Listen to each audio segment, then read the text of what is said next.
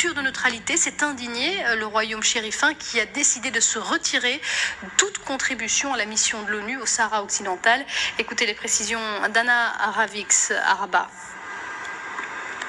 C'est le ministère des Affaires étrangères marocain qui a pris cette décision hier. Ils l'ont annoncé dans un communiqué. Le Maroc ne financera plus la MINURSO. Le Royaume menace également de retirer ses troupes, ses contingents engagés dans la région, dans les opérations de maintien de la paix. Il s'agit d'environ 2300 casques bleus marocains. Cette décision, elle a été prise au lendemain d'une rencontre entre le ministre des Affaires étrangères marocain, Salah Eddine Mezouar, et le secrétaire général des Nations Unies, Ban Ki-moon. Une rencontre qui n'aura donc rien arrangé à cette crise diplomatique. Ban Ki-moon en a d'ailleurs profité pour se plaindre d'un manque de respect de manifestants marocains contre les Nations Unies et contre sa personne.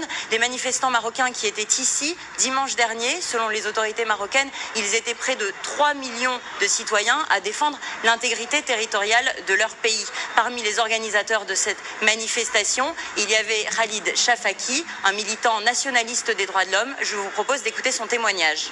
On descend dans la rue, on passe les messages dans les réseaux sociaux pour que justement, oui, on veut notre Sahara oriental et oui, MINURSO dégage, tu n'as plus rien à foutre ici chez nous.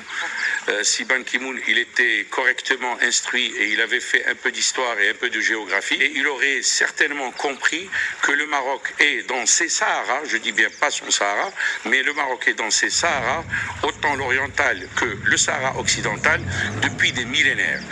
Nous avons également essayé d'avoir le point de vue des représentants des Nations Unies ici à Rabat, mais pour l'instant ces représentants préfèrent rester silencieux par peur d'envenimer encore un peu plus cette crise diplomatique. En revanche, en off, c'est vrai que certains nous disent que les propos de leur secrétaire général ne vont pas faciliter leur travail au Maroc.